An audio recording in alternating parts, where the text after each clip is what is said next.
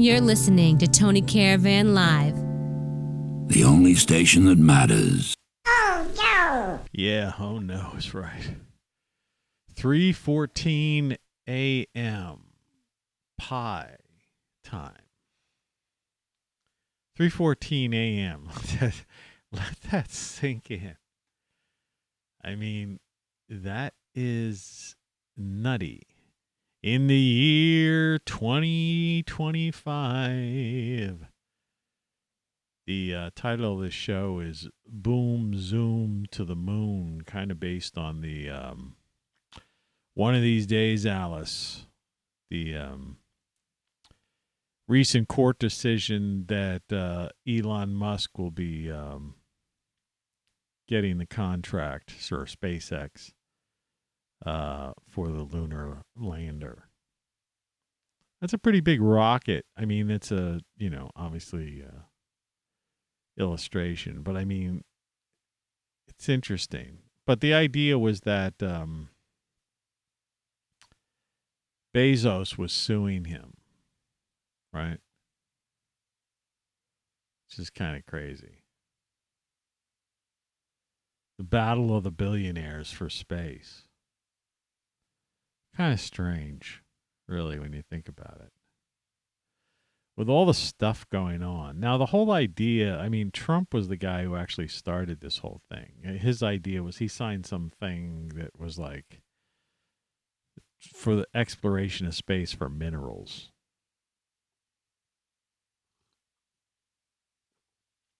Slurping that coffee. And, I have some news. Let's just go through. I'm just going to go through some of the absurdities of life right now, just for the sake of it. First of all, I have no interest in this guy who's crying. That was that somebody who, one of those things got attacked, and then I guess he shot somebody or something. I don't know. Federal judge rules Texas school mandate mask ban violates Americans with Disabilities Act. So, I don't know. That makes sense. Now we get Kerry. U.S. and China step to forefront as climate talks near end. China unveils surprise deal on climate change. And I looked a little bit into that. There's this Kerry, the guy with the facelift, and whose son was also involved with that China deal. China arrangement. I guess his stepson or whatever, the Heinz guy. They keep that under wraps. But they got all that money from China. So, of course, Kerry would be involved in talking with China. But the thing is, I thought China were on the verge of a hot war, right? You see what I mean?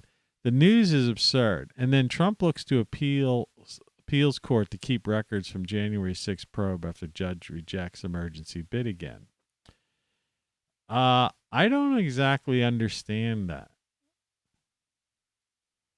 It was my understanding. See, I'm starting to look at Trump in a different light in a sense. Well, all these guys are the same, but like, if he was down doing a rally the way it seemed on RSBN live, and he wasn't there, and so what do they got to hide, right? And why are they still? This is the past is the past, and besides, it wasn't really a riot. I mean, they're putting that thing out of. How many dates are they going to have?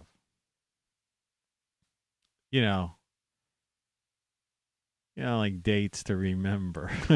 Eventually, just practically every day somebody died, and they're trying, and it's in, whatever. Today's Veterans Day, I do believe. And, hats off to those vets who basically, many of which in recent years have served the military-industrial complex and were totally lost a life for the sake of profit. It's really sad when you think about it. I mean, there's some bad actors out there. There's a lot of bad actors out there. And there's a lot of good that the military has done in recent years, dealing with those bad actors. But I mean, there's a lot of agent provocateurs that, are tied into the military contractors who make billions of dollars, just like big tech and big ag and big pharma. I mean, if you haven't figured out by now that, the game is rigged and it's all messed up, I mean, there's no hope for you. But I just wanted to, before I get rid of this, because I'm not into the news, I do this to like laugh or point out some absurdities. This carry deal, this China thing, has to do with, they're saying they're going to reduce methane emissions and coal. Like the U.S. has this thing where there'll be no more coal. They want to have end coal by 2030. So in the next like 8 years, because we're at 2022 is just around the corner. So they want to end coal in 8 years. And methane, or methane as they say it over in UK, is the cow thing, right? Isn't that the cow fart thing? Predominantly, right? And I guess us too. So we're not allowed to, don't eat those, which is going to be a problem because there's a lot of people coming over the border from South America who have a diet of beans and peppers. And you know what it's like when you eat beans and peppers, So I guess they're going to have to ban the beans and peppers. Good luck with all those millions of new entrants into the country, telling them they can't release any methane.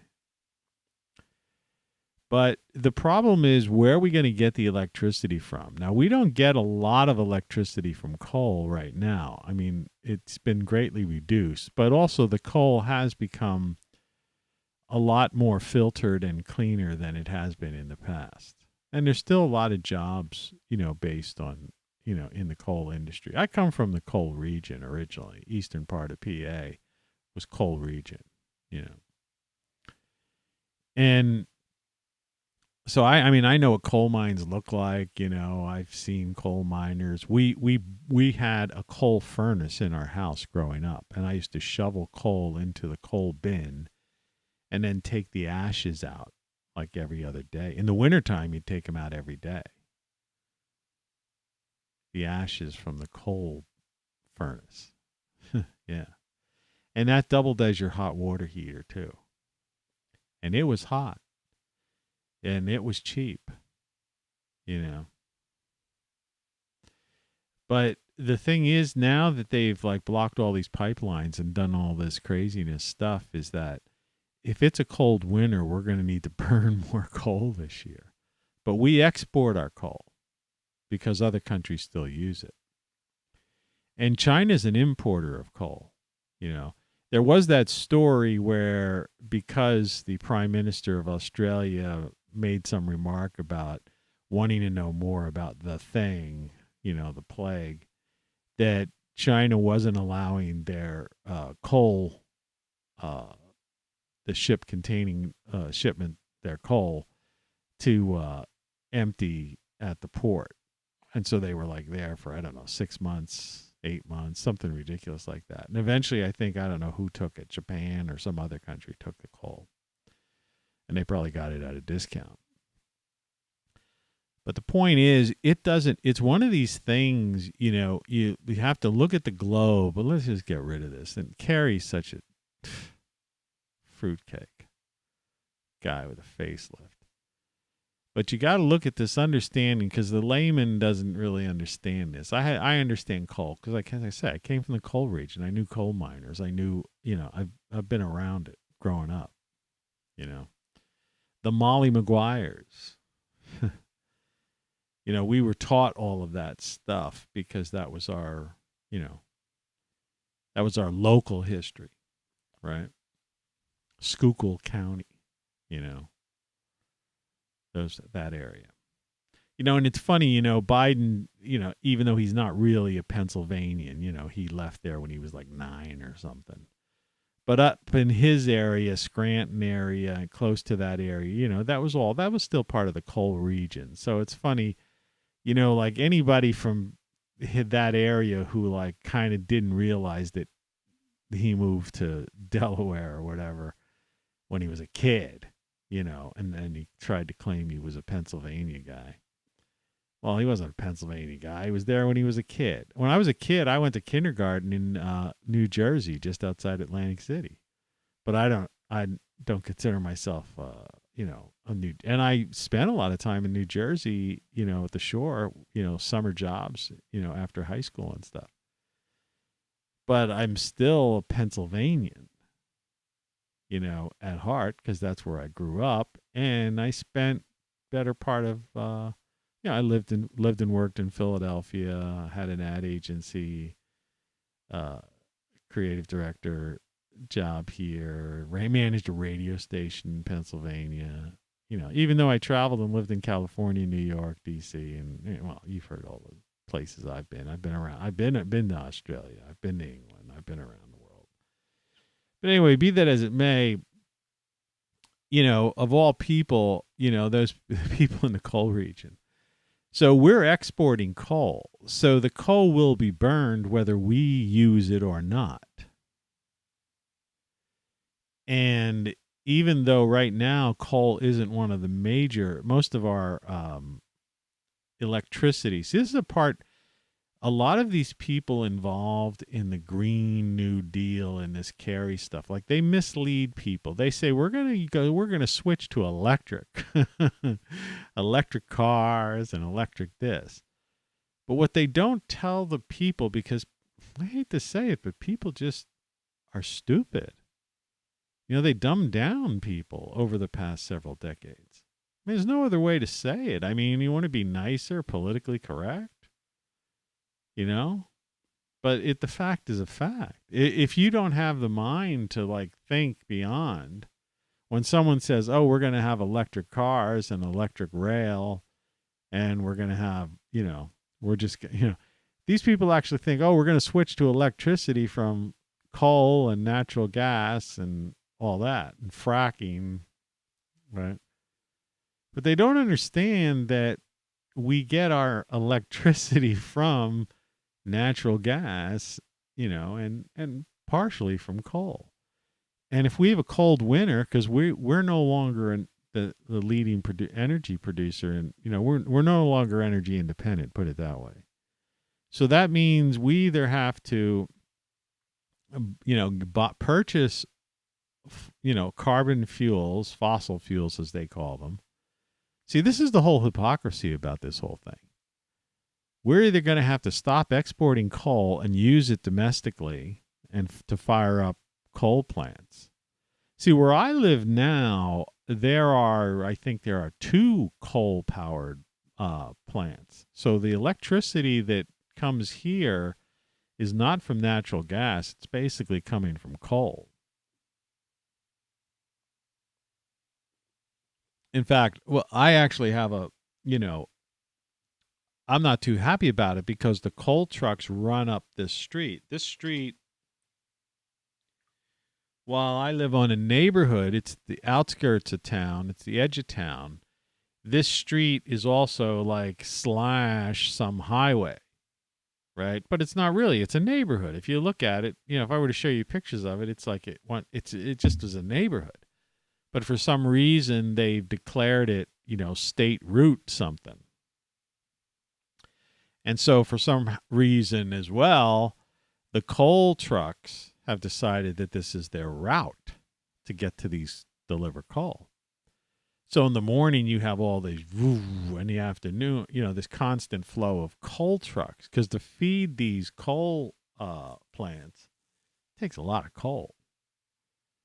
And these trucks are huge and heavy. And we just had this sewer repair thing that they dug the street up 3 times. So the street is no longer solid.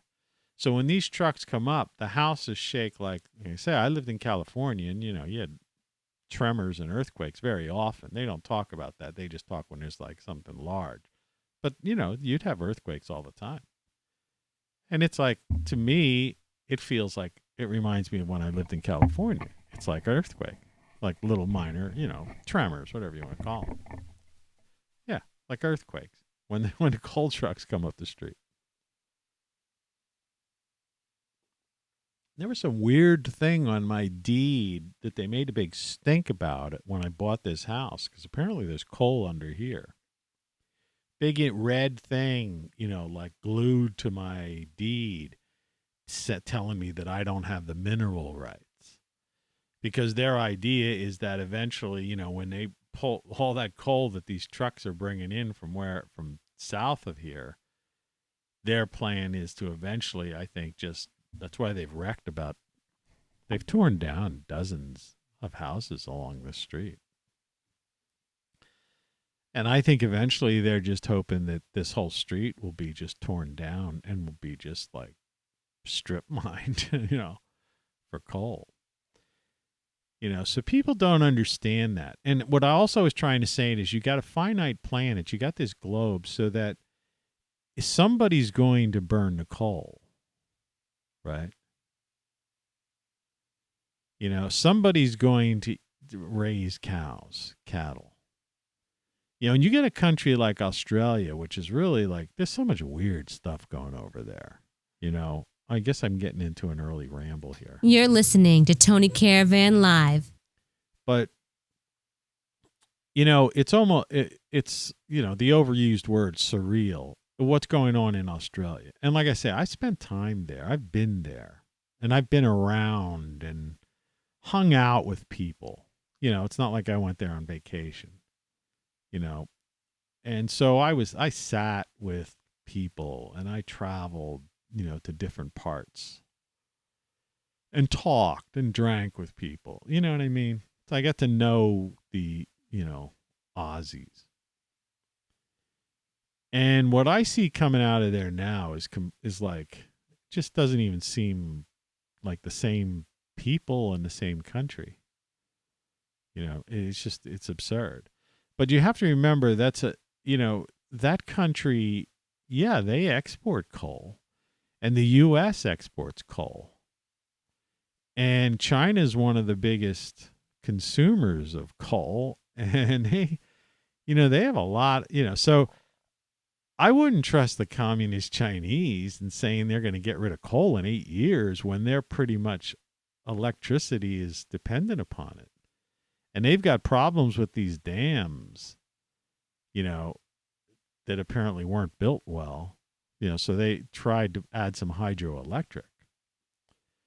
And people have to understand wind and solar farms and stuff like that just can't produce the type of, in air conditioning, they call it BTUs, or whatever, these thermal units, whatever you want to call it, in winter. And countries like North America, the U.S. and Canada, and China, right? Forget about Russia. Russia has its own oil, reserves, so they're cool. They could take care of themselves, right? I mean, they've been dealing with it. I mean, it's cold as hell in Siberia, but that's their problem. But they have enough oil to keep Moscow and St. Petersburg and places like that warm if they want to. But places like China don't have a lot of those natural resources. But they're dependent, but they have billions and billions of people, right? I mean, not billions and billions, but 1.5 billion people, something close to that. And the northern parts, of China gets cold, put it that way. And so this is the thing, heat, people take for granted. And a lot of these Green New Deal and these people that are going to the COP climate summits and stuff, they're all mollycoddled, elitist sons and daughters of elitists. Like, they don't understand. Like, they weren't like me when I was a kid. I had to shovel coal and take out the ashes from a coal furnace. And everybody in our neighborhood had one. I can remember when one house switched to oil. It was like liquid oil, and an oil truck would come up and a guy would pull out this, long like fire hose type thing and fill up their oil tank or something. Lucky them.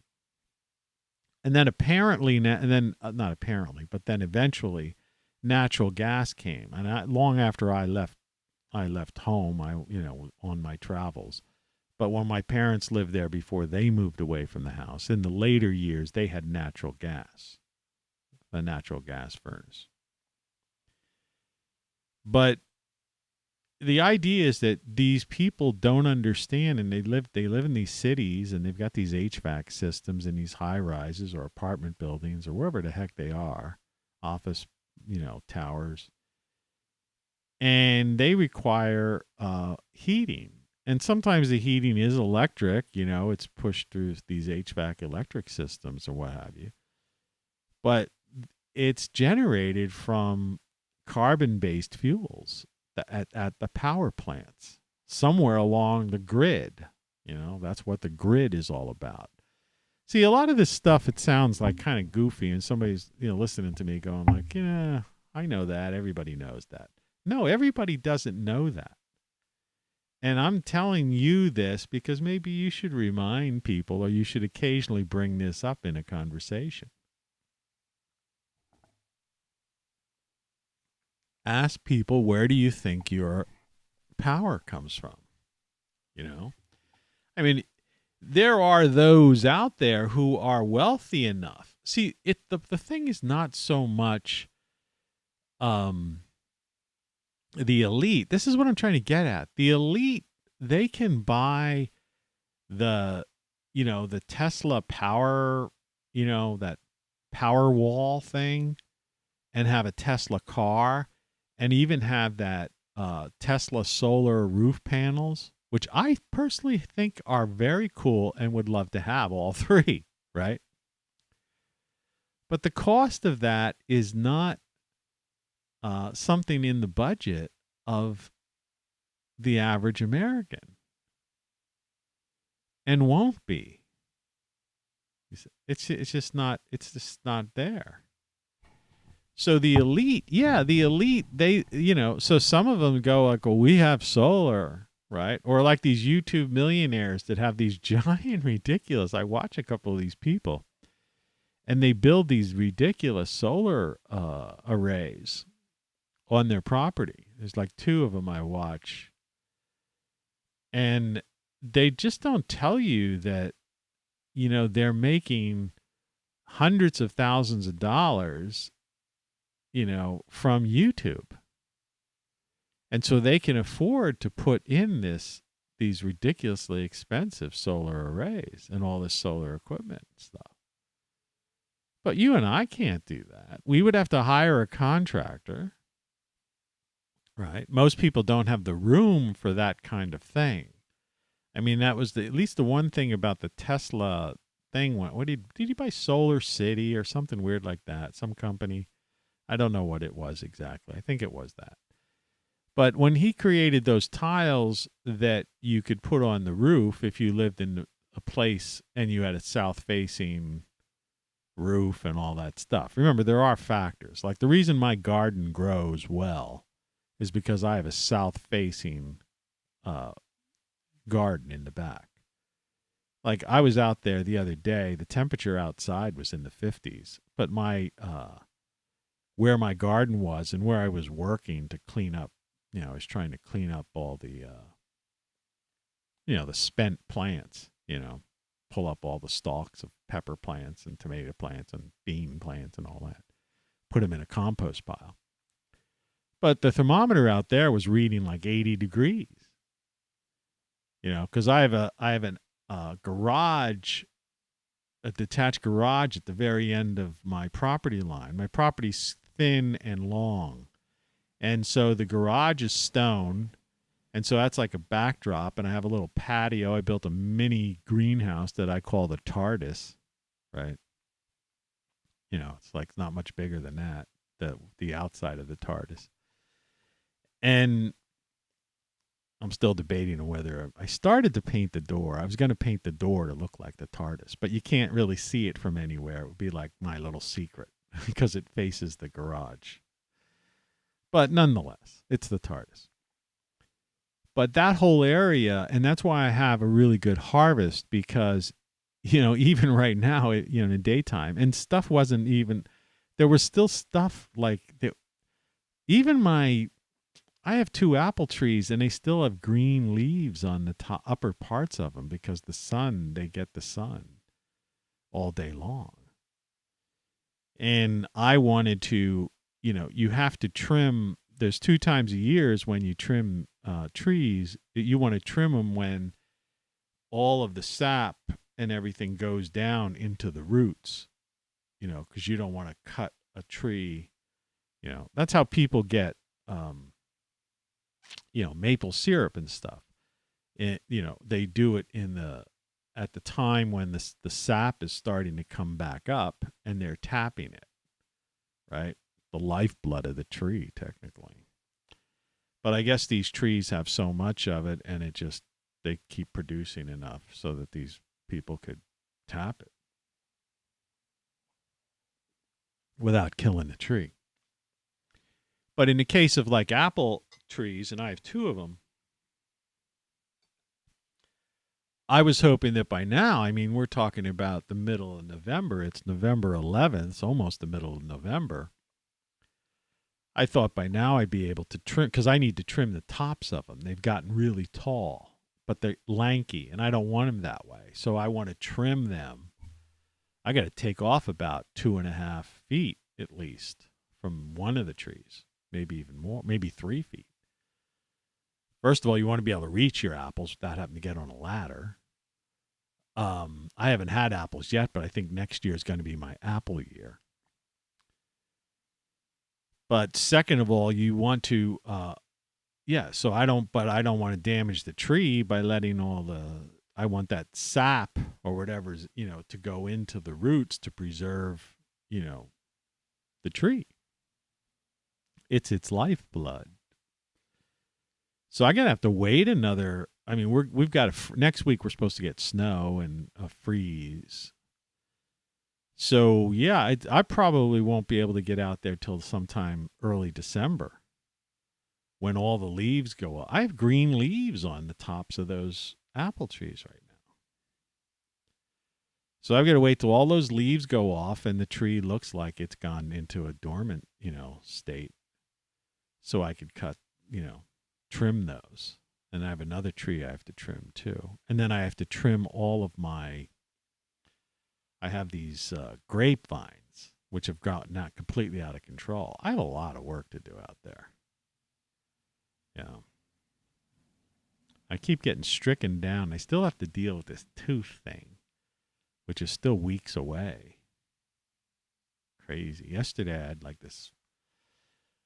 those interested, I had some kind of, I have these pills that if I get nausea, really bad, I had a bad stomach, nausea, all that kind of stuff. And I put one of these pills I could take in it because I had gone into the hospital one time. And I think it might be my gallbladder problem or something.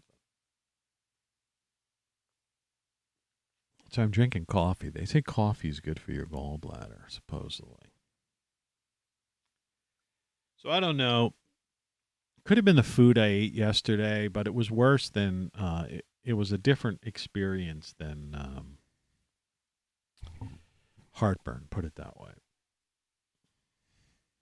It sucks. Health sucks. As you get older, it sucks. Like I say, some people are lucky and some people aren't. Man, I haven't had any luck. I really haven't had any luck. I've been eating healthy food. Like I tell people, I say, I probably would have been dead by now if I didn't eat so healthy. Like if I were just eating like the average American diet, occasional pizza, sub, sandwiches, things like that, just stuff, go fast food here or whatever, or even mashed potatoes and gravy and, all that kind of stuff. Because it's, if I were eating that kind of diet, man, I'd be dead. even though it may seem healthy and stuff to you. You know, salt and pepper on things and stuff, salt. It's like I eat this healthy diet, but I think I say it basically, you know, like today, I didn't even have cereal today because that's what I had yesterday. I'm going to try to completely switch off. Today I just ate an apple for breakfast.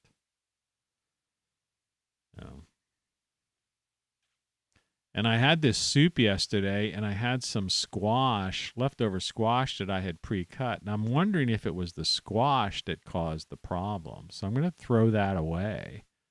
I was saving it. It's a good content to put into a soup.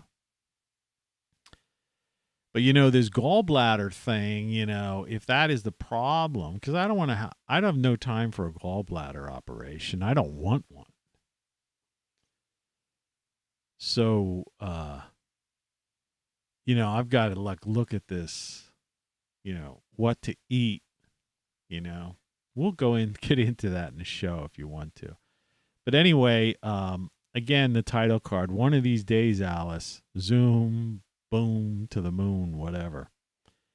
It's kind of funny that all this money's going into this. And the reason I do that, I got into the coal thing, was because it's about they're talking about, you know, mining the moon, right? And because it's mineral rich, supposedly. And the Martian idea is just to put some kind of Martian base on there because they're thinking these people are distorted and they think, well, the planet, we need to preserve humanity. So maybe they're into that concept where they know that the sun is going to do this thing and destroy the earth, near extinction event within the next 20 years or so. But the problem with that is that it's also going to have the same effect on Mars. You're just not going to have the oceans washing over because you don't have oceans.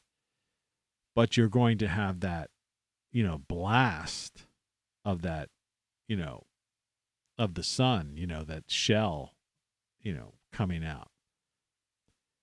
So what cracks me up about the idea of these bases on the moon, well, first of all, it should be on you know, inside craters or inside like on Mars, inside those lava tubes and stuff that they have there.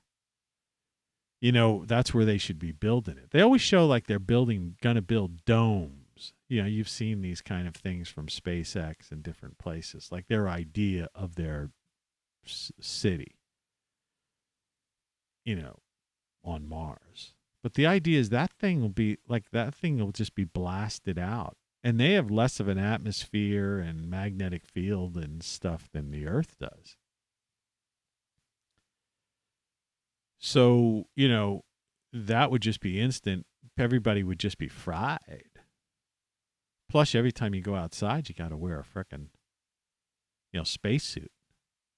So it would seem to me that if you were into preservation of human life, and you wanted to basically build bases and populate the moon or or Mars, that you would do it underground. And I don't know why nobody's talking about that.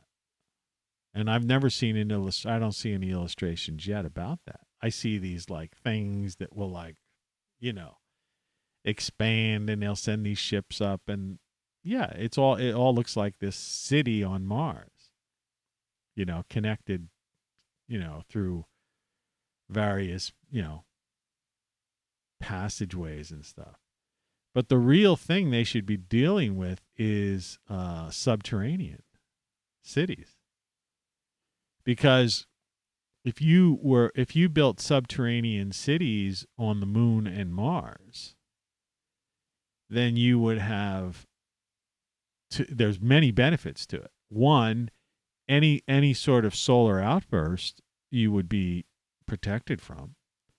You would be protected from radiation, cosmic rays that are naturally there because like the moon has no, you know, real atmosphere. Mars has very little atmosphere. And they don't have strong magnetic fields that can, repel these cosmic rays. And like in the case of these lava tubes and these underground places that are built in with rock, they can be tested or lined with, probably lined for security purposes, for extra security, and pressurized so that people could live there free from being exposed to cosmic rays, any kind of other insanity that the sun might throw at them, and they could walk around, right? And then you can have your like semi-domed area or opened up area where you could have like some kind of greenhouse, that might be exposed to this radiation. Who knows, certain plants and things. And I'm sure they've done that, like tested growth things on the space station. I would hope they were smart enough to do that, right? To see what grows, in, not so much in zero gravity, right? But what grows well with high radiation cosmic, these cosmic rays. And is it safe to eat, type of thing. So, that's the kind of thing. So, why am I the only one who seems to ask these questions? Like when they have these media press conferences, nobody even talks about that. Like they may have answers and solutions to that. And they may say, well, that city that we put, that picture is just an illustration. The better part of our city that we build will be underground or something.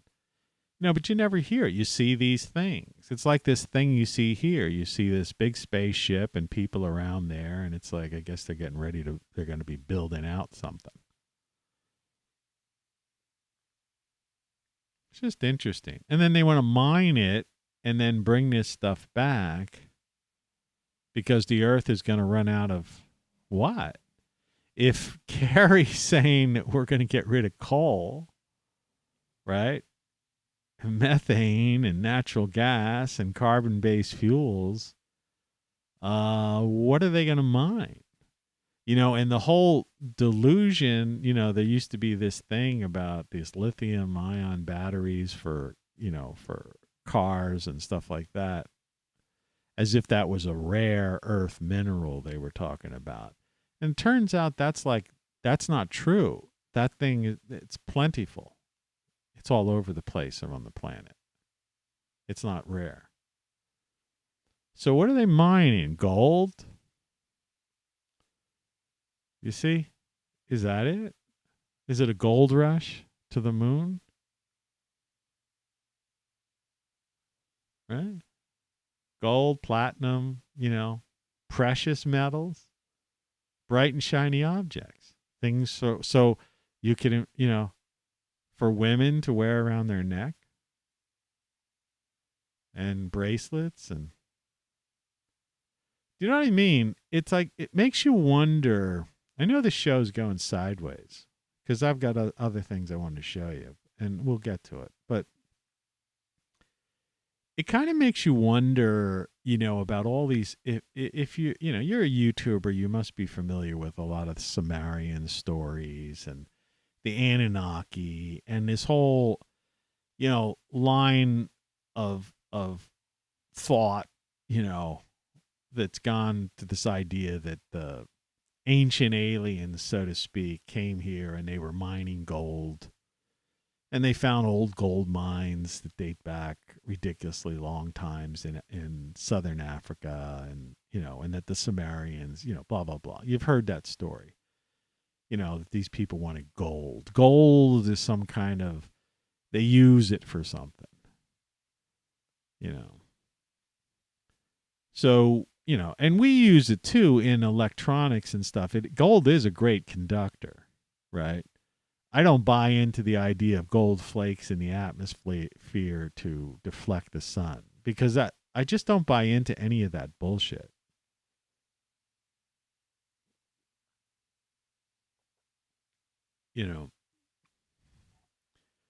I mean, unless your atmosphere is completely blown off.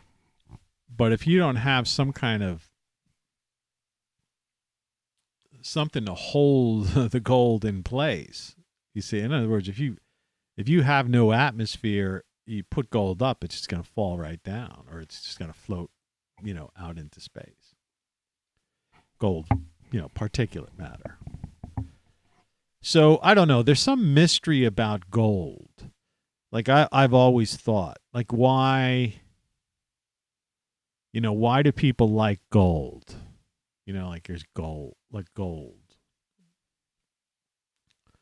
Why is gold considered, like a precious metal? People say, well, there's only so much of it. But I mean, there seems to be gold everywhere. With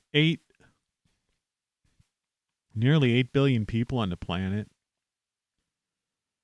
wherever you go, it doesn't matter if you're in, some city, along the streets and wherever, they're selling you gold, rings and necklaces and bracelets, objects dart. And then China and Japan and India, they're all gold.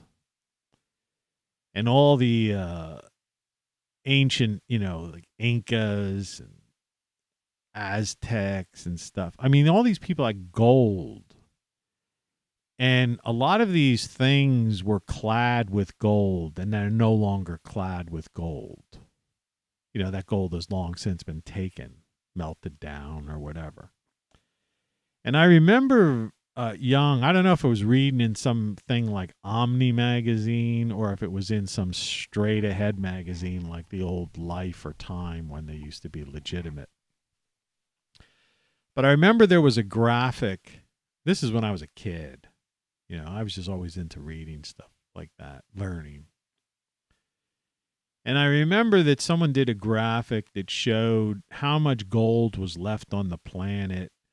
And I think they were using the Washington Monument as an example. And it was like, so it was like they showed the Washington Monument, and it was almost, they were trying to say that, well, about there's almost a Washington Monument's worth of gold left on the planet that's unmined or something like that. That's all that's left, they were trying to explain. And why it was a precious metal or something like that. But have you ever stood underneath the Washington Monument? It's pretty big, right? I mean, let's just let's just do some stuff. Hopefully this doesn't affect our new window.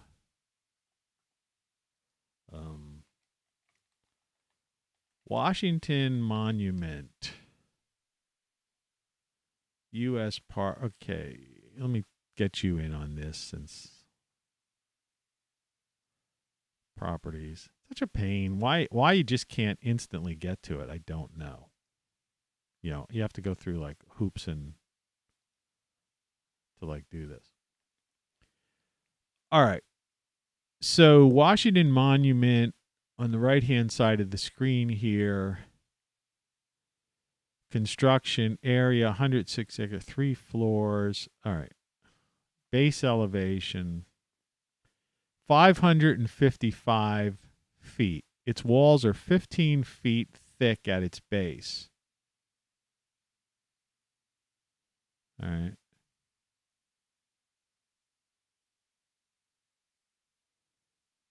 So you're talking about 555 feet tall, 15 feet at its base, and then it goes into a point. But I mean, 555 feet. Think about that. 169 meters for you people from another part of the world. So imagine that, let's just look at some photos here. So here you have it. So this This thing here is 555 feet tall. And you can see that it doesn't, while it goes to a tiny point there, it's a very gradual slope. So if this were all gold, like I say, this was this thing I remember as a kid. We can go back. Let's just do this. How much gold is in the world? Right? Their latest figure for all the gold in the world is 171,300 tons, which is almost exactly the same amount in our supervillain's imaginary cube. I don't know why they're saying that. How much gold is on the earth? Let's just look at this. Below ground stock of gold reserves is currently estimated to be around 50,000 tons. To put that in perspective, around 190 tons of gold has been mined in total, although estimates do vary. They vary. All right? Based on these figures, there's about 20% to still be mined. Now, they say this just to keep the price of gold at a certain level. All right? Gold mining production has flatlined. Well, anyway, a figure commonly thrown around is that the entire supply of gold would be enough to fill 2 Olympic-sized swimming pools.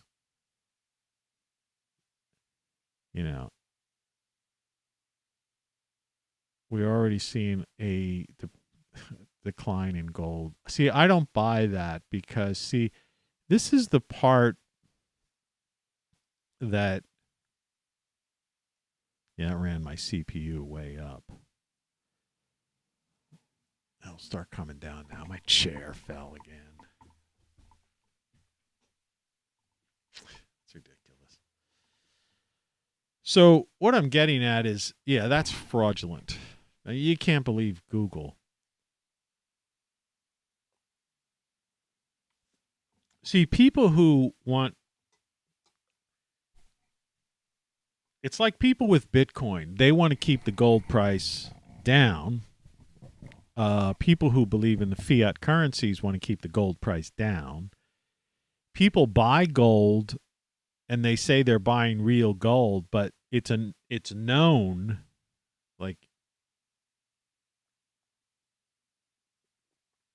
that if all the people who supposedly owned gold, right, demanded it. In fact, there was a while before where Germany was demanding their gold that the U.S. was supposedly storing, right? Do you remember when the Twin Tower thing was? Once they got to the gold, they kicked all the firemen and stuff out because they were storing it down in the basement. There was a gold storage area there.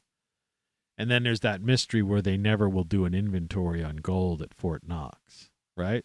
So gold has been they keep it a mystery, right? But what, like I say, is that 2 things.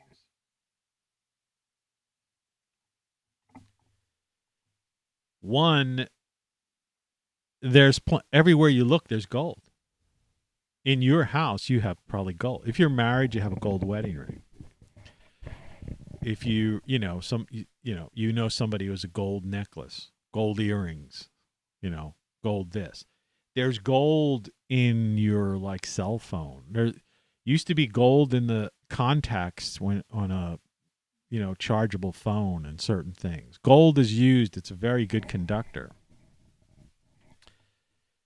So if you have, there's gold everywhere. There's gold in cell phones. That's why they recycle them. I mean, just a minute amount, but I'm just trying to say that there's gold everywhere. And then there's these people that have gold bars, and then there's a lot of people have gold coins, right? And so it's all over the place. And so they keep the value down, it's not really that rare. And then silver's the same way. See, they use silver's used in manufacturing, in electronics, industrial, uses for silver. And it's the same deal with that. And that's why the price of silver isn't really where it, isn't high. But, where am I going with all this? Is what I'm trying to say is that why are we so focused on, first of all, it seems to be a misguided waste of money. All right. Like we should have done this years ago when the moon, right at the, the last landing on the moon shouldn't have been the last landing on the moon. Right. So in 1972 or whatever the heck that was, they should have, it should have continued and they should have had a base. So by the mid 80s, they would have had this moon bases, so like 1985, think about that. And so 1985 is, 35 years ago. So they would have had mining operations for 35 years. And if they had bases on the moon, when the moon gets between the Earth and Mars at the point when Mars is even closer to us, then that would be an easy, and then since the moon doesn't have the gravity of the Earth, then it would be very easy to just, take they could almost have they could have had like a space shuttle type of thing to Mars, more like you'd see in the sci-fi movies, something like that. Launched this thing and then got rid of, to get it up to a certain speed. But I mean, it basically could have had a shuttle and they could have had like a landing pad on Mars for this shuttle. And this shuttle could have, and then they could have just reused it and sent it back to the moon. Right. Or it could have been one of those weird things where they, brought it down to Earth and then it went back. You know what I mean?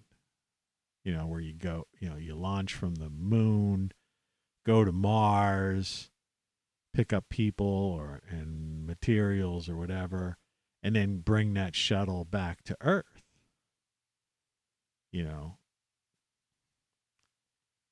And stuff. I mean, there were so many things, like I say, I don't know. Is my mind different? Is my mind different than the head of NASA and SpaceX? I mean, I don't know, or whatever, or Bezos. Like, what are these guys talking about? And they put so much money into this stuff. And then meanwhile, it's like, it's just all highly suspect and questionable, all of these things. I don't get it. And if indeed they did, and then it's the other thing is that once something is plentiful, see the whole idea of the gold thing, I was trying to point out there, and why I'm disagreeing with them about 2 Olympic swimming pools and stuff. Like I saw the one with the Washington Monument type of thing, is that if they say a thing is scarce, then it becomes more valuable, right? It's rare, right? So suddenly that becomes, there's a value to it among these billionaires, not among the average person, right? Because the average person still gets a gold wedding band or the gold ring or buys a gold coin for their collection. We used to have gold currency here. And our coins were silver right up till 1964. Quarters and dimes and half dollars. And then actually what a lot of people don't know is there still was a little bit of silver in for a couple more years, but not much at all. And people ignore that. But there is some silver, I think. There still was like a little silver in for another year or two, but not as much as there was at like 64.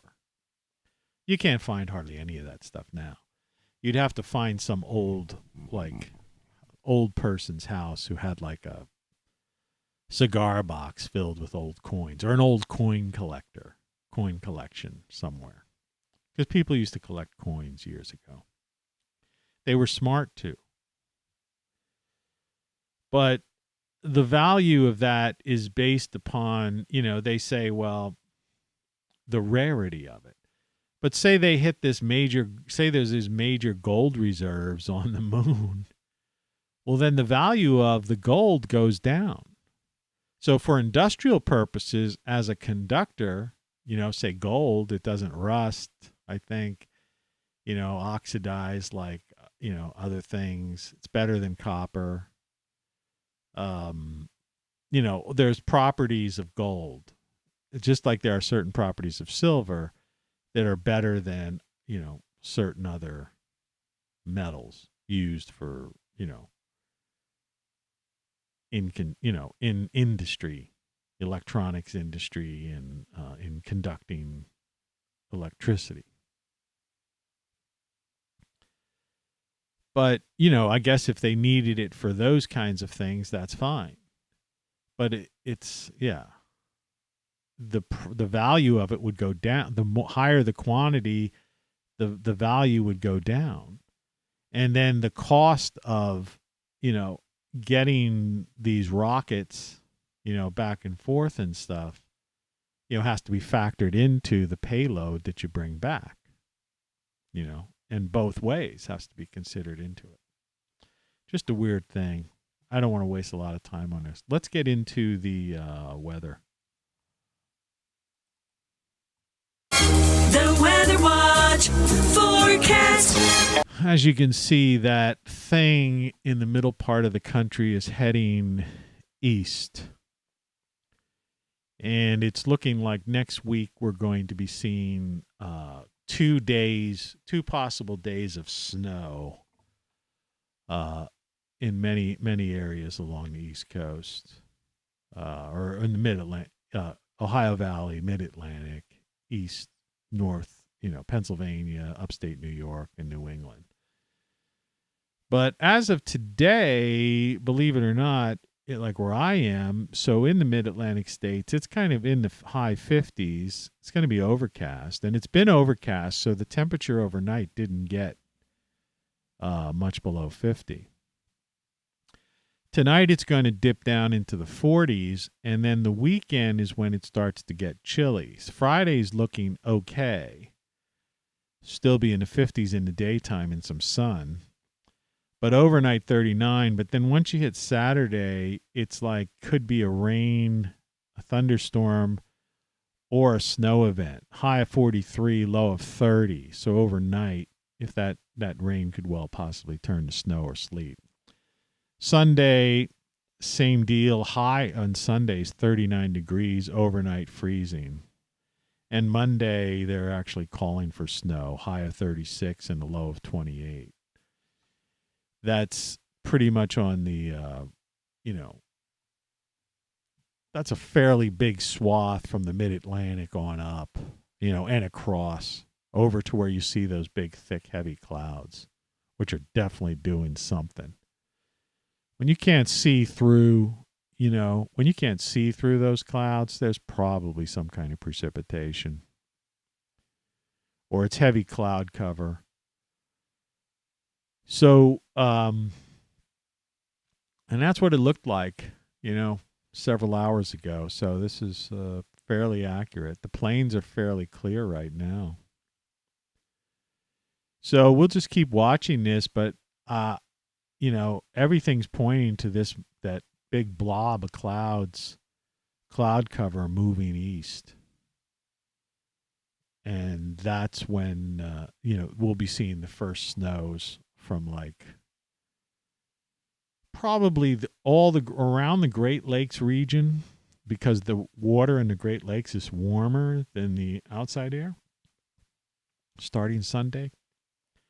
So this weekend we'll be seeing lake effect snow, and then as these clouds move in, and you could expect the whole eastern seaboard, except the southern states, But you can expect a lot of, freezing weather and snow accumulations. How much of the accumulations? Well, up by the lakes, I imagine Buffalo will probably see a lot of snow, but in Erie and places like that.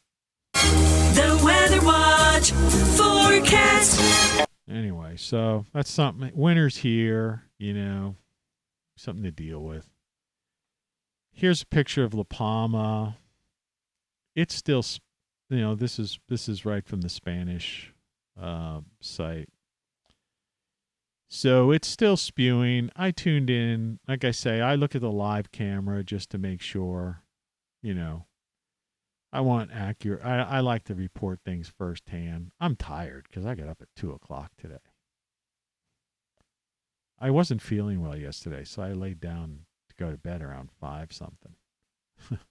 People watching this must think, oh my God. Maybe that's why nobody watches it. But I still don't buy into the idea that I could have 2 viewers.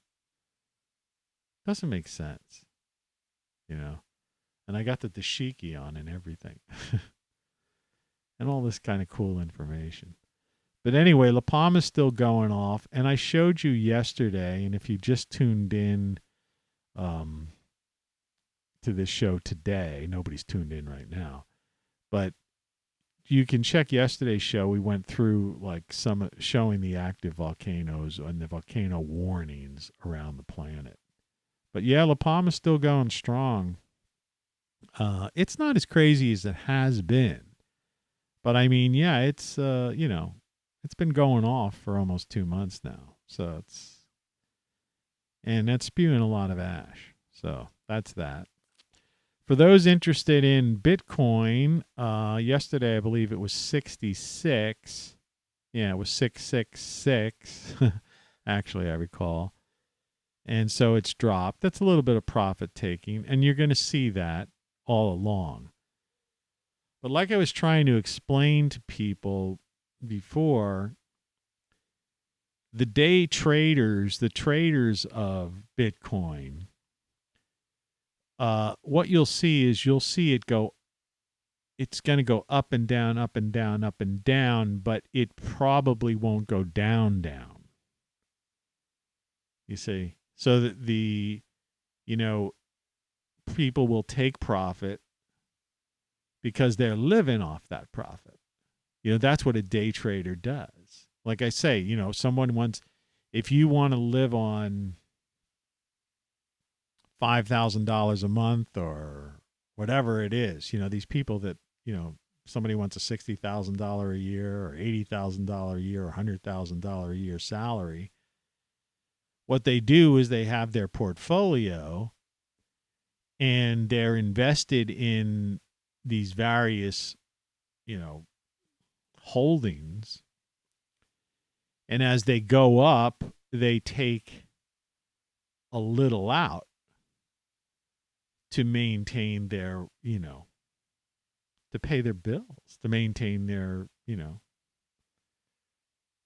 their quality of life, their standard of living, whatever it may be. And it just flocks that way. And then there's other people that when they see something go up or down, then they're just like sheep. They follow the leader. And that's how you have, that's why you have big dips in markets and stuff. Because people think, that's panic selling or panic buying. It's almost like the same thing. But my guess is that the way this thing is going with Bitcoin, I'm glad I have 2 layers on because it's cold here. Because, see, outside, if it's in the 50s, it's like 50 something. My heat's not going on. And my furnace is more efficient now. So when it used to have, before they put in these new, they put in a new gas, the thing that controls the flow of gas and the new gas burners and stuff. And so it doesn't, before it used to really, heat, this place used to get hot. So now I've got which is good. It's more efficient and it's going to mean less heating bills, but especially since the price of, See, that's the other thing. The price of gas and heating fuels are going up, which these green guys don't understand. And it's really, and like I say, with all of the Energy Star appliances and all the things we have on cars and filters on HVAC systems and heating plants and even coal, all the mandates made about coal plants and what they have to do, that we are in the US, we are way more efficient and control our emissions into the atmosphere than these other countries that just don't have any of these things that we've been doing for years. Since in the 60s and 70s, the word pollution was the word. We had smog in just about every one of our cities. And then in the US over the last, 50, 60 years has taken unbelievable steps to eliminate, that. And so, like I say, computers and all these devices, they really are, it's incredible how little power they consume. That's why I talk about these great solar stuff things and getting these power packs and stuff, because you'd be surprised. You could run a TV for 2 days on these things. You could run your laptop and your modem and charge your cell phone, right? While all your neighbors are sitting around and lucky if they have a candle. So you really ought to think about that. But anyway, yeah, I think Bitcoin will probably inch its way up. Like I say, it's like one step forward, two step back sometimes with these kinds of things. It's just from my experience. I can't guarantee that. All right. But I'm just saying, I wouldn't be, it could go down 2 days and then it'll jump. In other words, if it was 66, it's probably going to go up to 70. But we're at 65, so people are taking some profit. Because, that's $1,000. If you had 10 Bitcoin and you decided, see, you don't have to sell an entire Bitcoin. PayPal accepts Bitcoin. So you can give a fraction, I accept Bitcoin on my locals account. Not sure how you do that, but I don't know. I have an account. But the idea is that you don't have to sell and cash in $65,000. You could transfer $1,000 worth the Bitcoin into an account. And if you had 10 Bitcoin, that would be $10,000. So people can take profit and they're not losing their thing. It's the same with stock. If you have X amount of shares of stock, you don't have to sell all your stock. You could, if you have 100 shares of such and such and the price goes up, you could just profit take, sell off 10 shares, to grab, X amount of money and keep 90 in there or something like that, whatever. It's a whole game. I don't do it. I'm not a day trader. I'm not an E-Trade. I don't do this kind of stuff. I don't play the game. I don't have the money to play the game. At one point I thought about doing it, but I haven't. So, the music today is going to be a weird one for some people, I guess. This is Kenny Loggins' Celebrate Me Home album. And a lot of people know him from that golf movie, Bill Murray and all those guys, what was that called? The theme song from that. But Celebrate Me Home is like a type of album, which is this time of the year, please celebrate me home. And, and there's some love, it's love songs, kind of, but it's upbeat. And of course, Kenny Loggins also teamed up with Loggins and Messina And they had an album or two, I forget. They had a couple of hits, and they also on their albums had some jams, like where you used to have the middle of a song sometimes where they just break into this jam, and it would be guitars and stuff going on, guitar solo and a funky jam. This particular album by Kenny Loggins is more of I don't know. It's something that, if you're, a lot of people don't want to, in this society that people are afraid to be emotional or talk about, there's some love songs on here, but they're very well written, very well crafted. Some of the songs have some really good,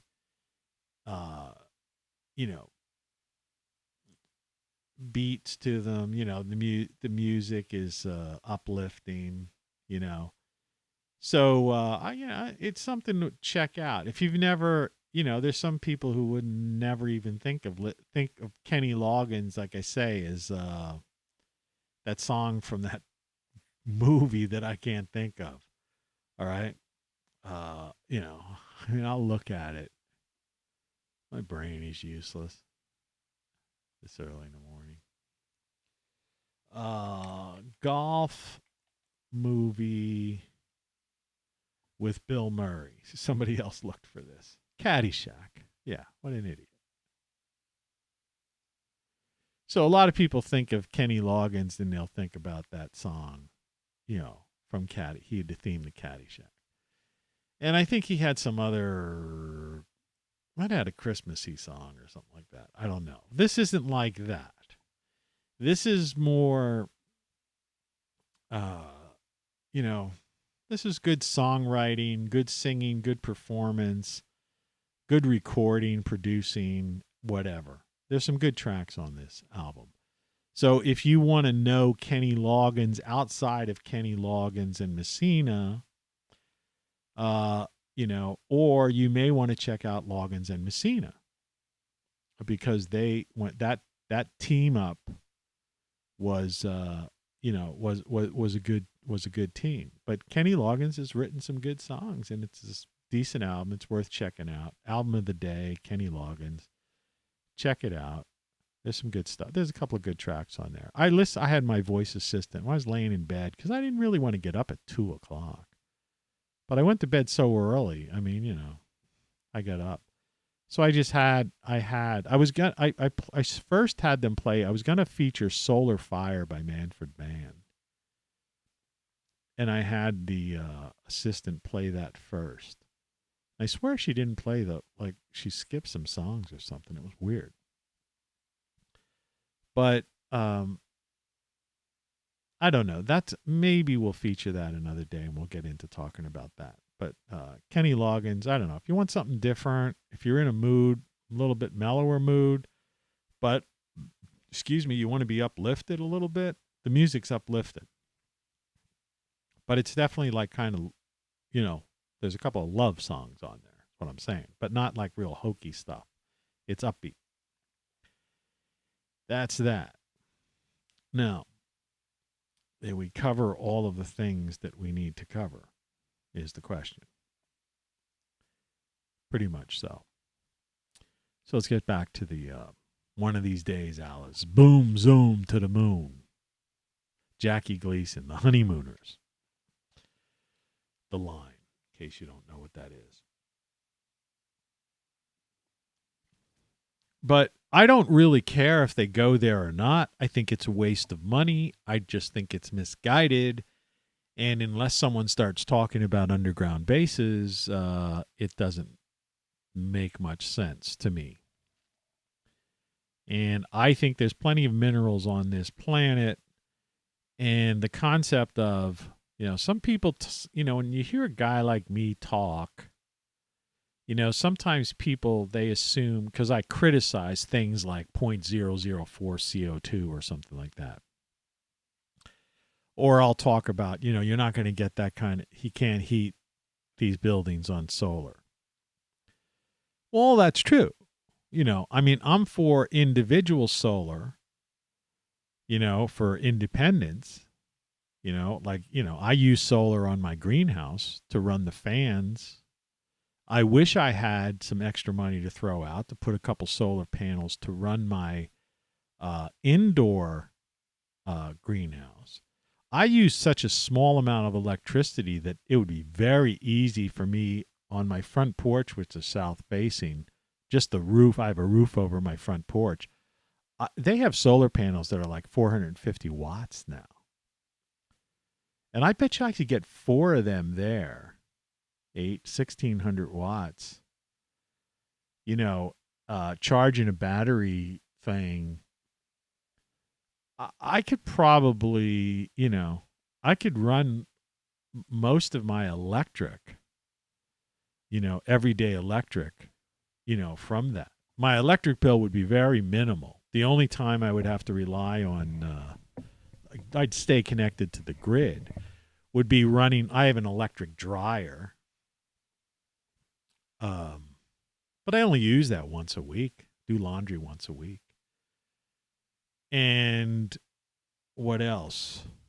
The refrigerator, I guess, when the refrigerator starts up, they call that, it's a power surge. So you have to have like enough wattage to like pull that for that surge.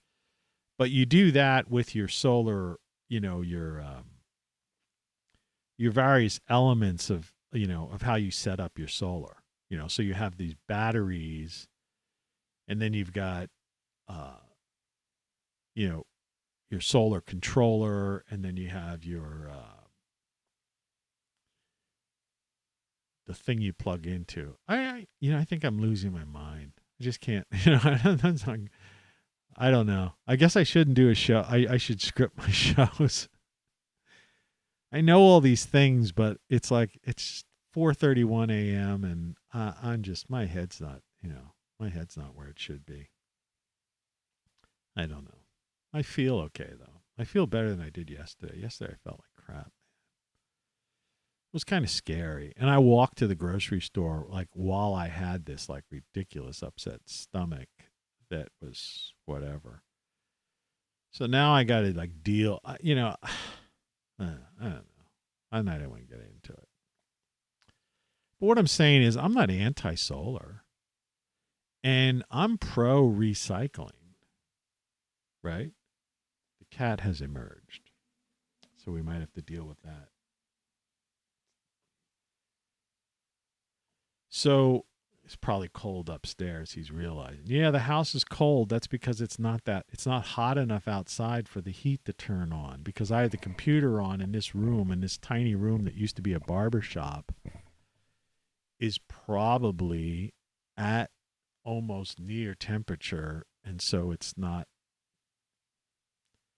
I might have to turn my thermostat like up to 72 or 74 or something ridiculous like that.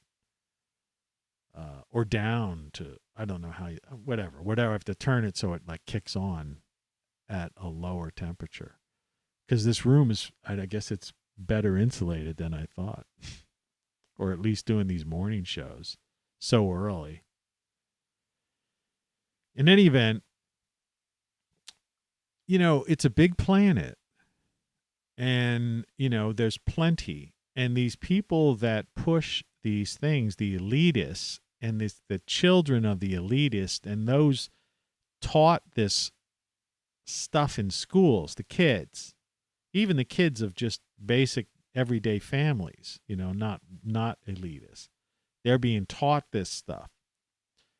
But they're not really taught that this planet is just filled with forests and filled with trees, and that, no, the Amazon is not, practically gone. Okay? And there's all kinds of efforts of controlling, how many trees are chopped down and this, that, the other. And there's forests all over Canada, and the Pacific Northwest. And right here. I mean, there's just rolling hills all over this country and all over Europe. right? Just forest and forest, all these trees. And of course, in down in the tropics, you have, an awful lot of CO2 being absorbed and oxygen being kicked out. But nobody's been talking about the oxygen levels. You see? So from my studies, it seems to me that we could still see more. We could see an increase in CO2. And that will only increase oxygen, crop yields, and the greening of the planet. And the faster regrowth of trees that may have been cut down. Right? See, one of the things you have to understand is when they talk about the lungs, where are you going?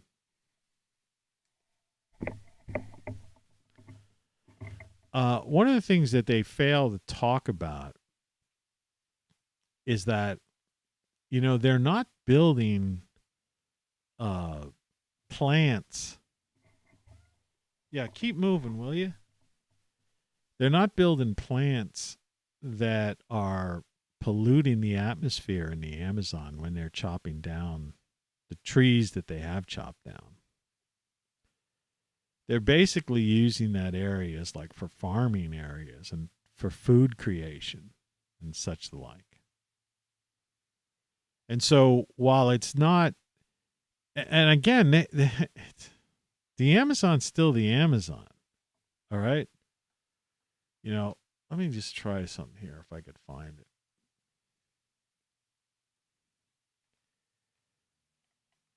Aerial.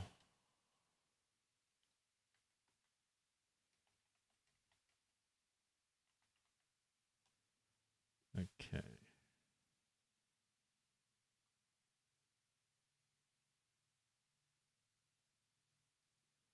Let's see if I can find this. If I could find this, I'll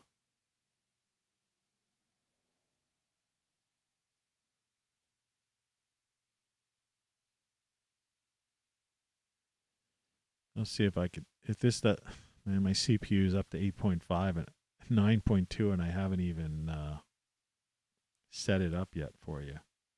10. If I freeze up or whatever, just fast forward. I just want to show you this quick. This is hard to do. Okay. This is some guy, all right, Manga Bay, news and inspiration from nature's frontier. Bird's eye view, drone views, photos of the Amazon rainforest. Okay. So here you could see, look at that. As far as the eye can see, this, sun reflected in a Blackwater Lake in Amazon. As far as the eye can see is our trees. This one, sunset over the Amazon rainforest. Well, all that darkness, those are all trees, right? That's just the Amazon River. Rainforest Creek. Look at this. Look at the rainforest and the Amazon River. Remember, it's the river. They say Amazon, and it's the Amazon is the river, not the trees, by the way. But, this is the Amazon going through all these forests. None of this stuff's been, torn down. Look at it.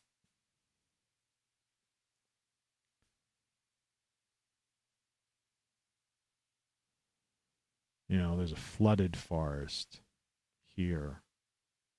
Let's just look at that for a second. That doesn't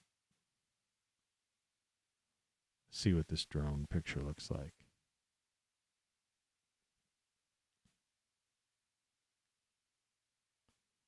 And this is Rhett A. Butler has taken these photos. So what he's shown is the Amazon, because the Amazon still floods. I've worked on expeditions to the Amazon,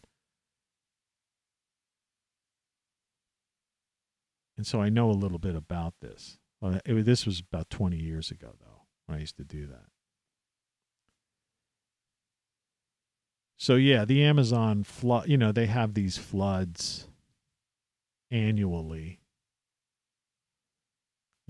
Well, they're just trying to demonstrate how that area is flooded. But I don't know. This is the first time I've been to this site. But I'm just trying to point there. Here's a good example. Look at. So if you would listen to like these people like Carrie talk, look at trees as far as you can see. The canopy.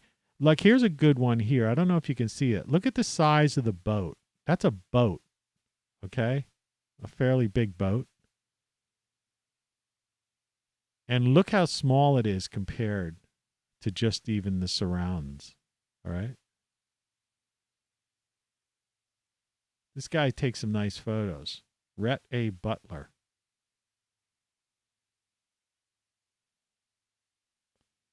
And again, this stuff here, this is the Amazon River. So you understand how huge these trees are.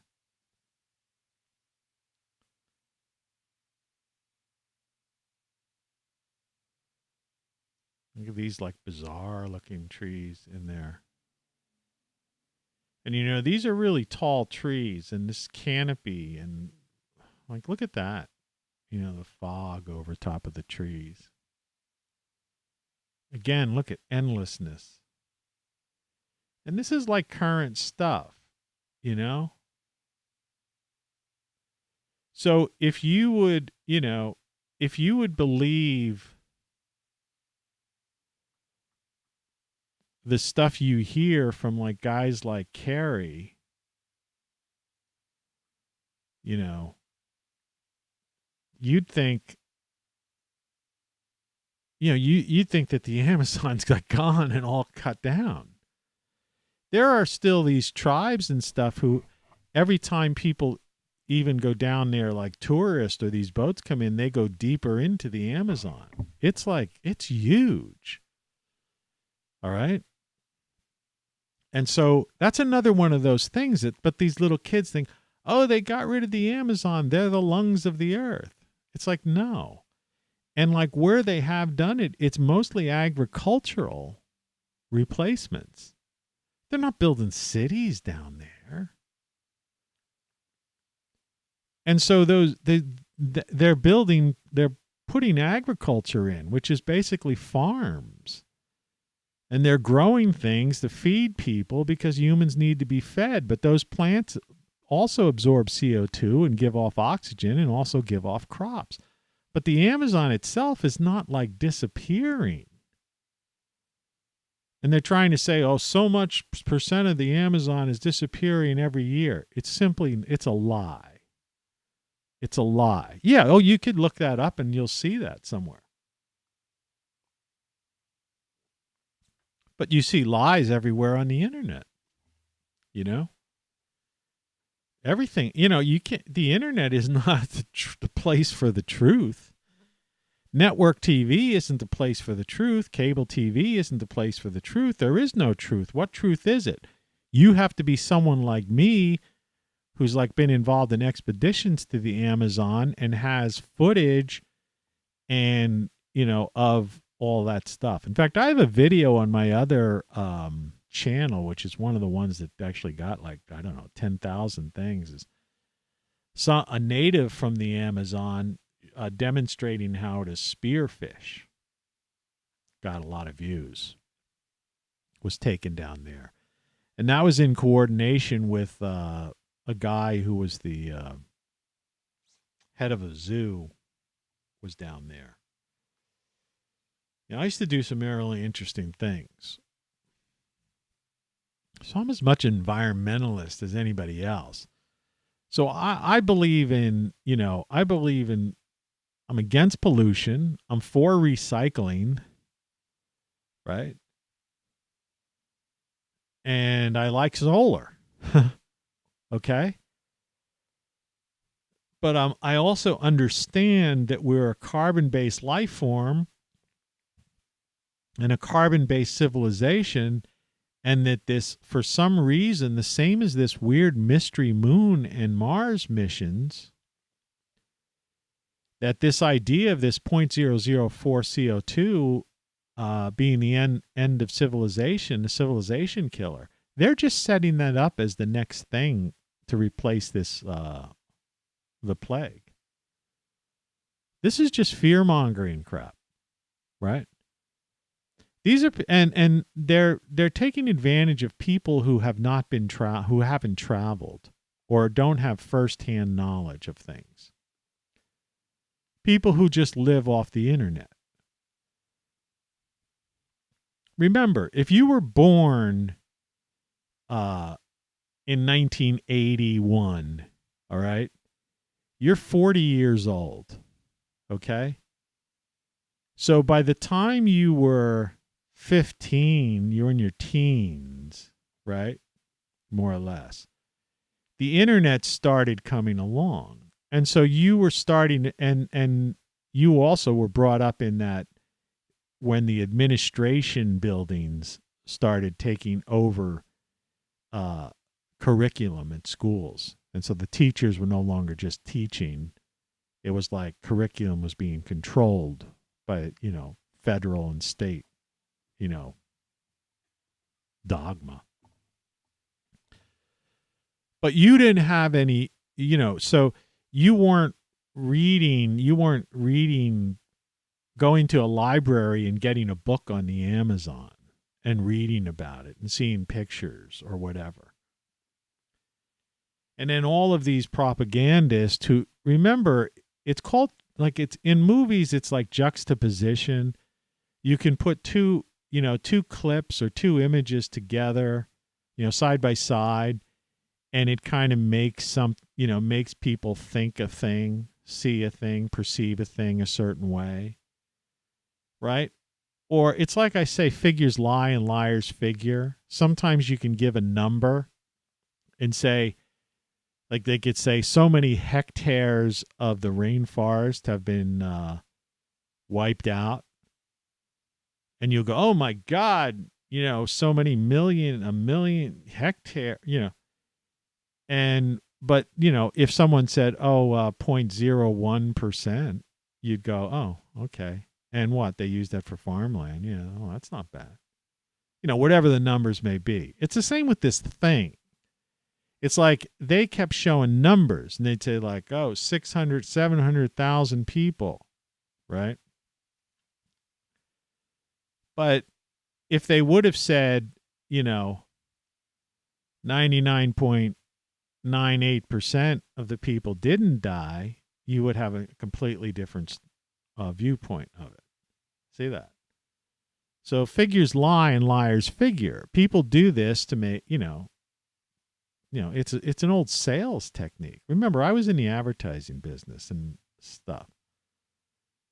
You present something to make a point. And the average person just accepts it because why wouldn't they? It's not their fault. Like, I don't blame people. But after a while I blame them for not, I wonder about their minds. That's why I say, have they been dumbed down? Because when you start, when you get to the age of reason or you get to go to college, your mind should be at some point, unless they're messing with you somehow, unless you're totally brainwashed or conditioned, you should start to question something. So why aren't more people questioning like these lunar bases and moon and Mars bases on the surface of these planets that are not hospitable to human life?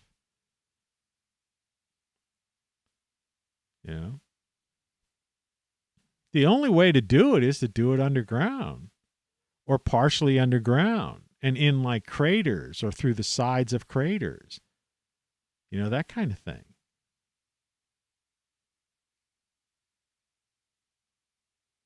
I mean, that picture there, this is NASA, this is NASA, this photo. So our taxpayers paid for this. This isn't like some people steal photos from the internet. No, this is I have the right to use this photo. I paid for it with my taxes. All right? This is from NASA, not the Alice thing. I wrote, that's mine. One of these days, Alice. But this is a NASA, basically illustration, graphic, whatever you want to call it. But what's so unrealistic about that is that And, I even wonder about the graphic artists that are working, who designed this. All right. Where's the, if that thing landed there, how come all the dust isn't, because the surface is dusty.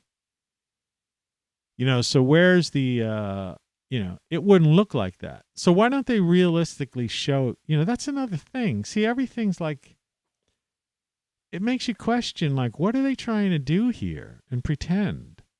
See, like, there's an American flag there. Well, there's no way, that whole area where those astronauts are like standing close to the vehicle, all the dust, that would have been like almost all pushed aside. Almost craterized in a sense. But I mean, definitely there's no sign of disrupt. Why wouldn't you include that in the graphic? You could have done it. I mean, I've been a graphic artist since I was a kid. It's one of the things I do on the side. So it's not even realistic in that sense. But they got the little reflection there of the sun on the top of the thing.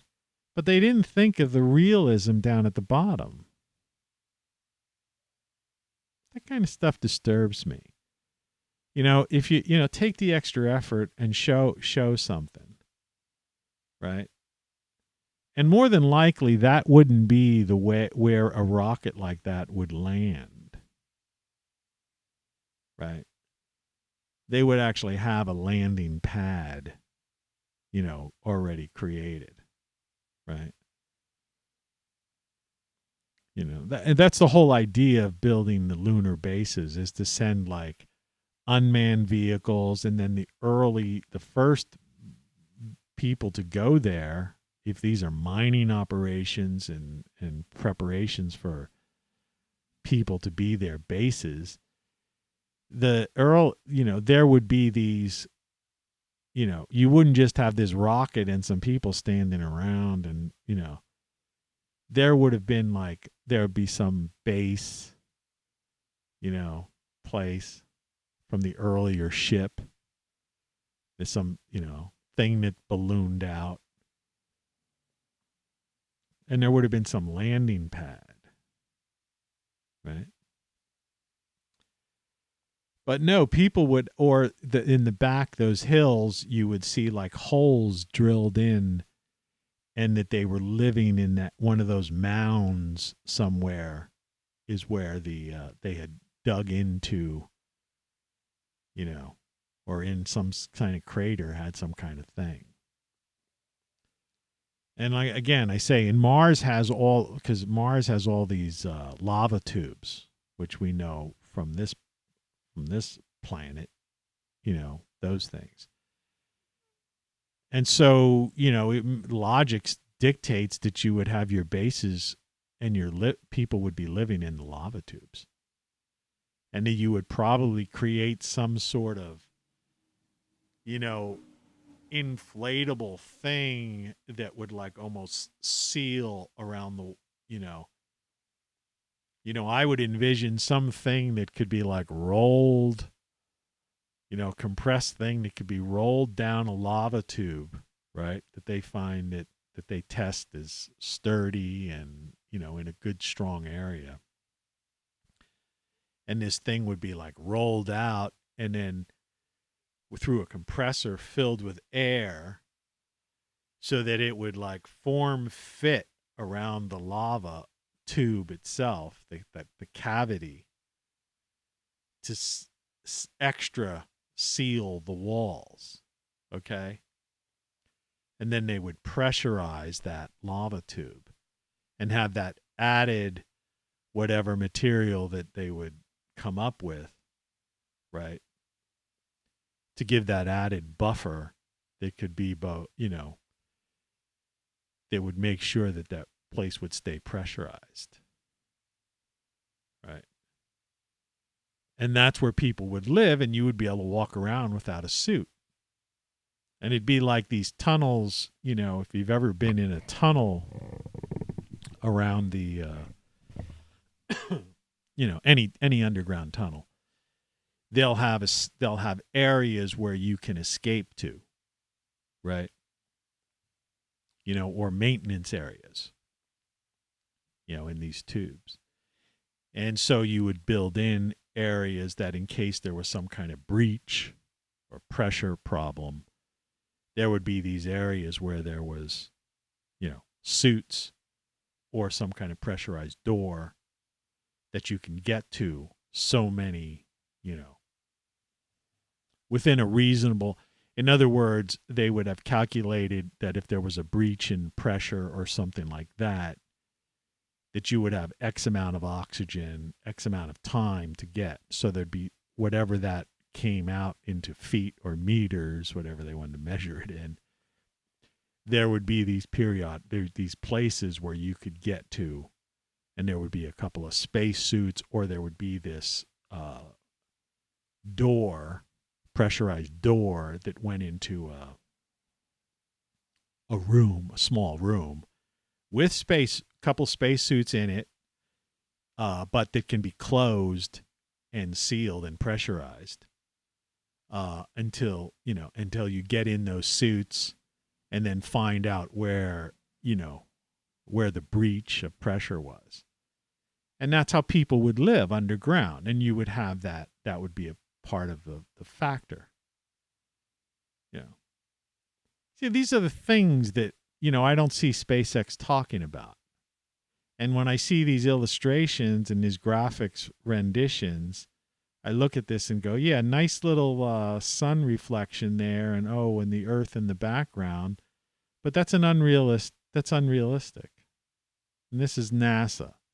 They should know better. Don't they have any real graphic artists there? Don't they have a lead person on the team who looked at this and said, look, this is fine and dandy, but, let's make this look more realistic. But they don't want to, because the question is, are they even serious about this? Do you know that this isn't going to happen? They're supposedly they've pushed this off for 5 years now. So it's 2025 or from when Trump originally signed that thing. It was supposed to be 2024. Now it's 2025. So I guess it's 4 years from now. But we'll have to see what happens with this. But if they plan on doing something stupid like that, I don't see what the purpose of that is. Right? Just to go there and be able to launch back or something.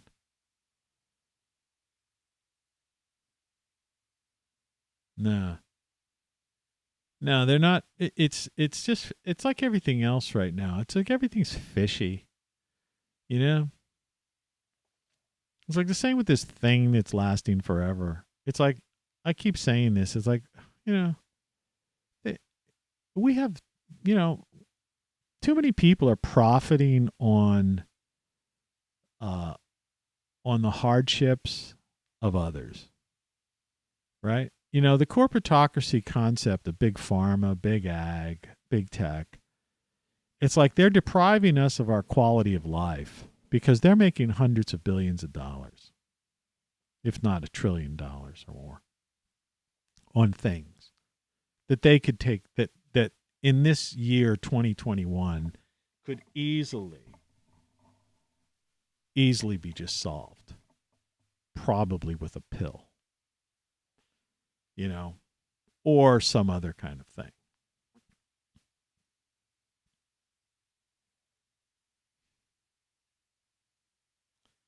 And then this whole idea of censorship, and you can't talk about this, and all these games being played, and the constant lying, deceptions,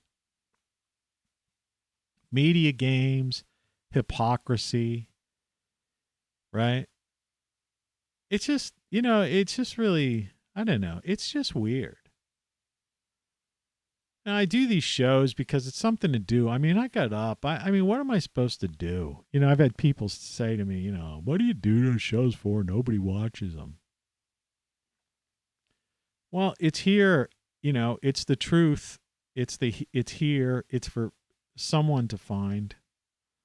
And maybe there's something in this babble that, will someone will pick up on.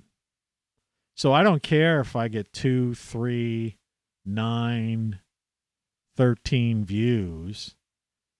If they're different people, one of them might be somebody who goes, hey, and then they talk about it on their channel that they get 357K viewers or 22,000 viewers. Right? It's like everything else. I'm not in it. It's not an ego trip for me. I don't make any money on it, obviously. I write these books. They're out there, for people to get. Which, by the way, there's my books. Then what?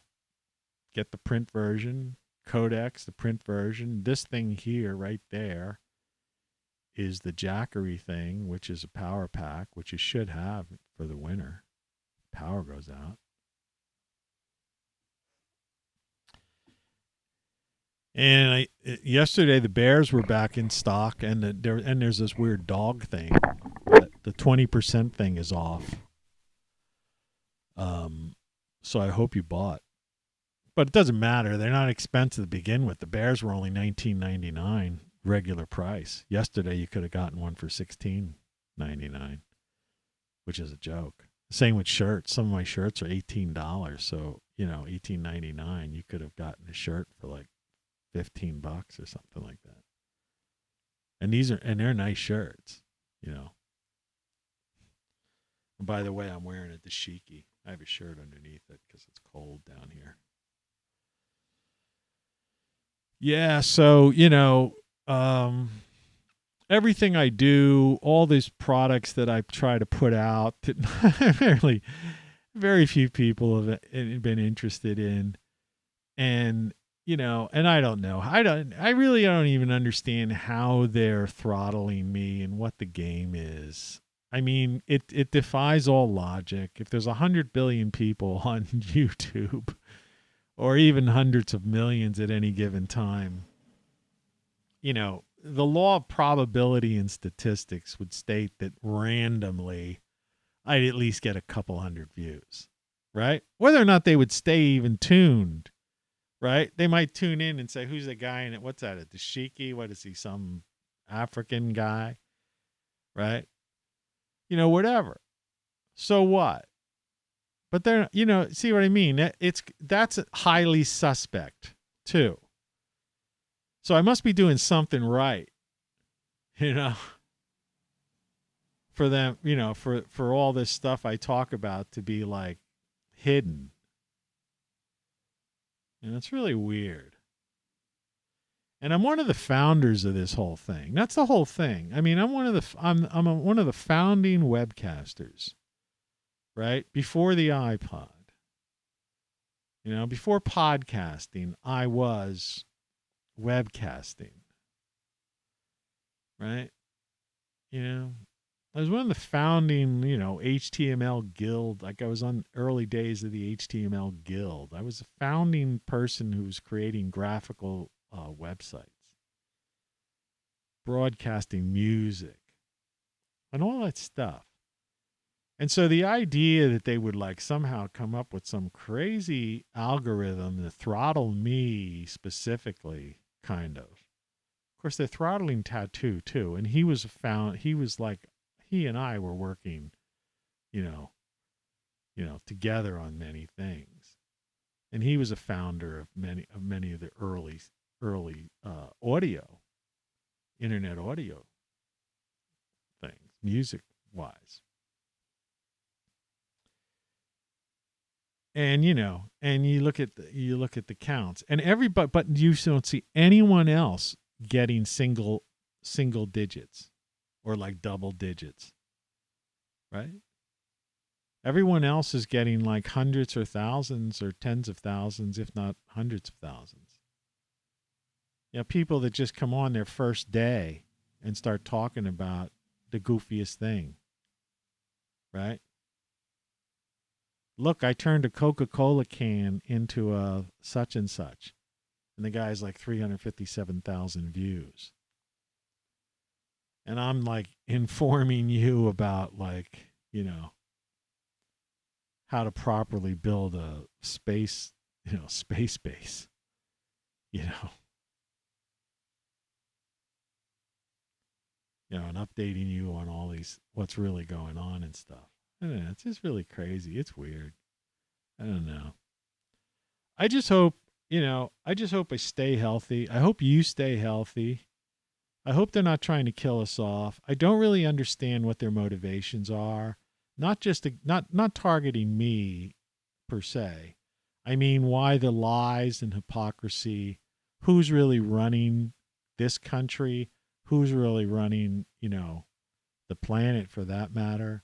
What their motivation is, why they have these climate summits, what that's really all about. How the U.S. thinks they're going to heat this country, the northern part of this country this winter.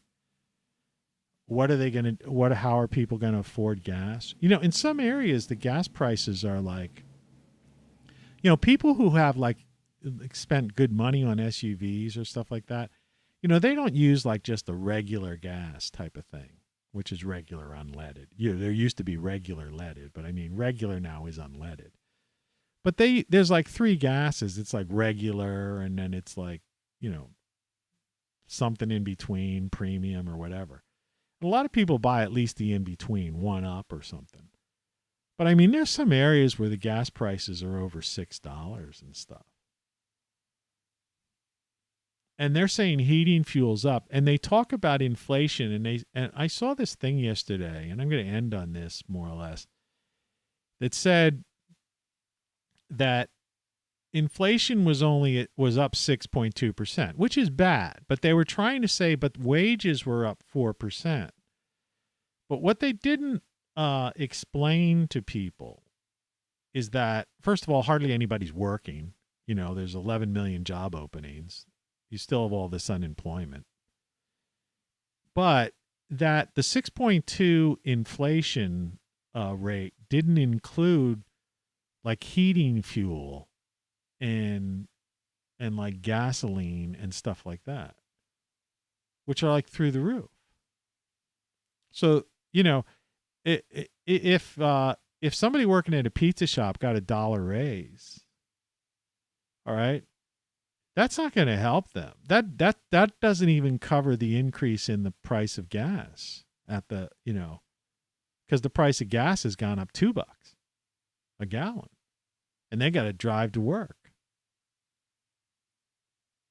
You see what I mean? I mean, for an example, and heating fuel and stuff like that, they're saying might double or something like that, energy costs.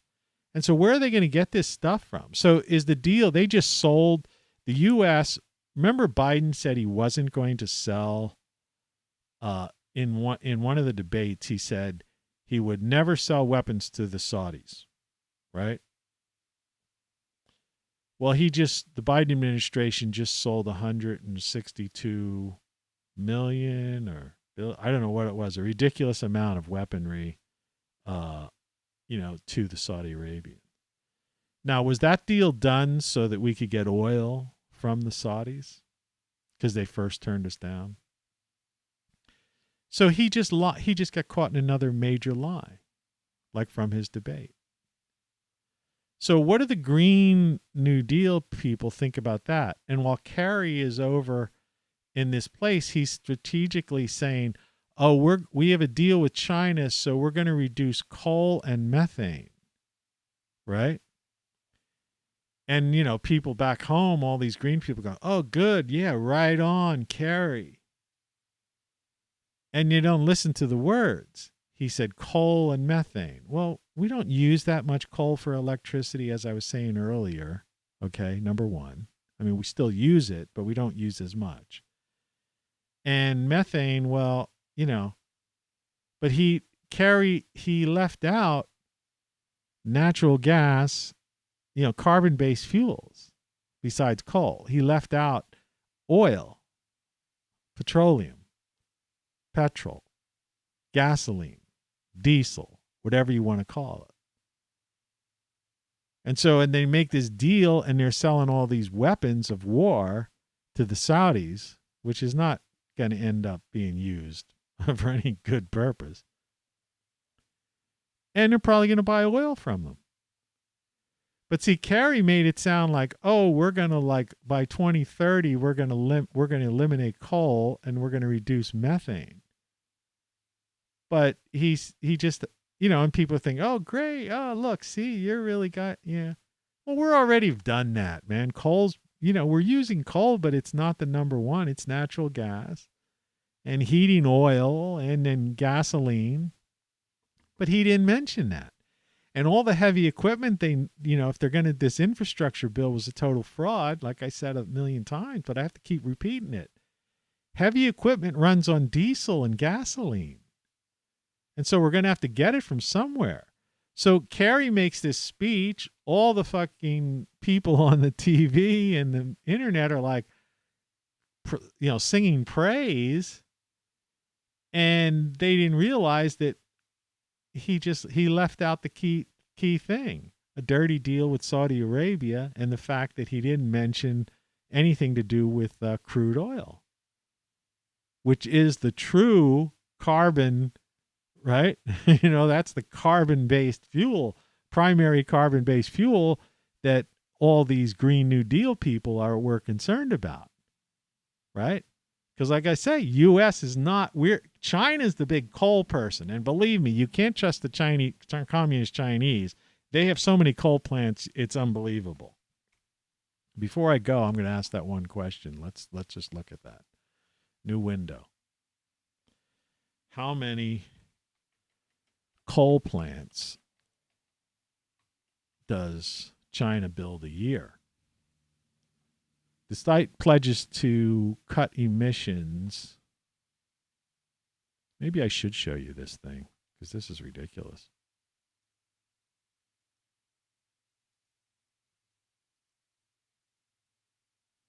Where is this thing? Here we go. Yale Environment. Despite pledges to cut emissions, China goes on a coal spree. This is this year, March of 2021, okay? China's building large number of coal-fired power plants to drive its post-pandemic economy. The government has promised CO2 emissions peak by 2030, but the new coal binge jeopardizes both China's decarbonization plans and global efforts to tackle climate change. So they're hypocrites. They're liars. You see? This is the point, How many coal plants does China have? How many coal plants does China build right now? How many coal does China...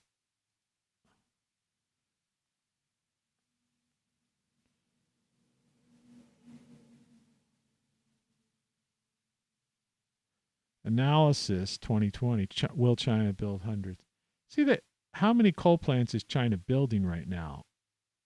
They're building 43 new ones right now. But how many do they have? See, they cover for, even Google covers for China. Number of coal plants by country.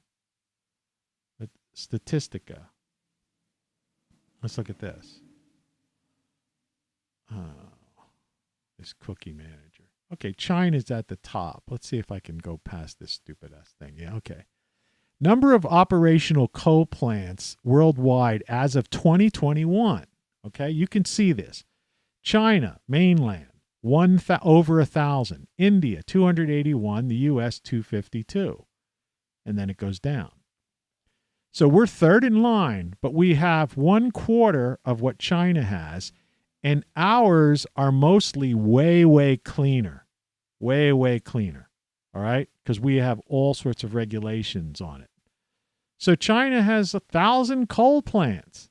And you saw that other article. This is Statistica. And the one we did before was, where is it? Is this one. All right, from Yale, okay? Yale School of the Environment. Despite pledges to cut emission, China goes on a coal spree. Another 2021 article. So Kerry's full of it, man. See, these guys just lie. They lie for a living, man. They lie for a living. It's pathetic. And they don't even tell you that, the planet is heated and the climate is controlled by the sun. Anyway, that's about it for now. I will probably talk to you tomorrow. I'm hoping I feel better today and I could eat normal food. It's weird. I was so sick yesterday. Good morning. So don't forget, go to my website and rockflux.com and get something. Support the site.